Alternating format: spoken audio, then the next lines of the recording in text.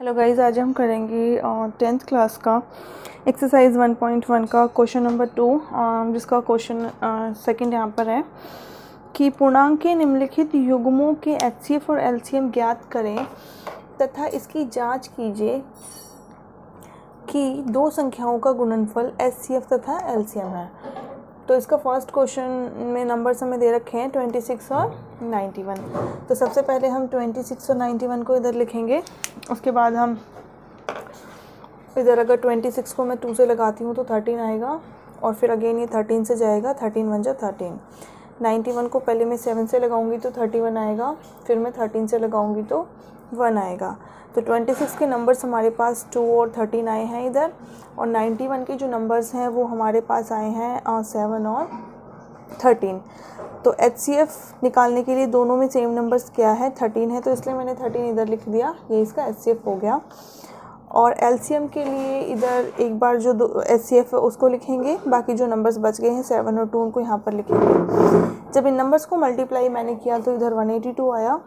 अब उसके बाद उन्होंने बोला है कि इसकी जांच कीजिए कि दो संख्याओं का गुणनफल एचसीएफ और एलसीएम है। तो जांच करने के लिए इधर फॉर्मूला है a इंटू बी बराबर एचसीएफ इंटू एलसीएम। ए हमारा यहाँ पर 21 है और बी सेकंड नंबर हमारा 91 है। उसके बाद जब इन दोनों को एचसीएफ हमारा कितना आया है, 13 आया है। उसके बाद हमारा एलसीएम आया है 182। इन दोनों को मल्टीप्लाई करने पर 2366 आया है और इनको मल्टीप्लाई करने पर भी 2366 आया है, मतलब नंबर्स हमारे दोनों सेम आए हैं। सेकंड है यहाँ पर 510 और 92। तो 510 को पहले इधर 2 से लगाया तो 255 आया। उसके बाद 3 से लगाने पे 85 आया। जब 17 से लगाया तो फिर 1 आया, 5 से और 17 से बाद में लगाया। फिर अब 92 को पहले 2 से लगाएंगे, फिर 2 से लगाएंगे, फिर 23 से लगाएंगे। तो 510 के नंबर्स हमारे पास क्या क्या हैं, 2 3 5 17, 2 3 5 17। 92 के नंबर्स हैं 2 2 23। तो दोनों में एक बार 2 आया है, तो ये हमारा एचसीएफ हो गया। एलसीएम एचसीएफ को एक बार लिखते हैं, बाकी जो नंबर्स बच गए वो एलसीएम इधर लिखेंगे हम। इन सबको मल्टीप्लाई करने पर एलसीएम आया 23460। अब ऐसे मैंने आपको बताया कि जांच करने का तरीका क्या है, a इंटू बी बराबर एचसीएफ और एलसीएम। तो a कितना है हमारा, फर्स्ट नंबर इधर 510, सेकंड नंबर है 92 और एचसीएफ हमने निकाला है 2 और एलसीएम हमने निकाला है कितना, 23460।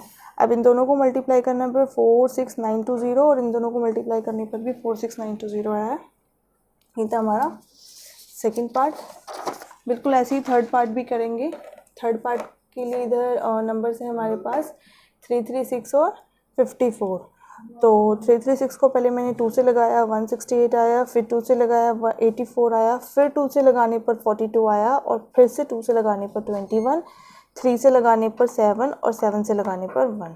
54 को जब मैंने 2 से लगाया तो 27 आया, फिर मैंने इसको 3 से लगाया तो 9 आया, फिर से 3 से लगाया तो 3 आया और फिर से 3 से लगाने पर 1 आया। तो 336 के नंबर्स हमारे पास 2 2 2 2 3 7, वो मैंने यहाँ लिख दिए। 54 के नंबर्स मैंने यहाँ लिख दिए। अब दोनों में 2 भी है और दोनों में 3 भी है, तो ये हमारा एचसीएफ इसलिए 6 हो गया।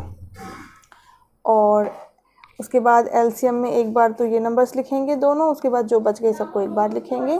तो इनको मल्टीप्लाई करने पर हमारा जो एलसीएम है वो आया है 3024। इनकी जांच करने के लिए फॉर्मूला होता है a इंटू बी बराबर एचसीएफ इंटू एलसीएम।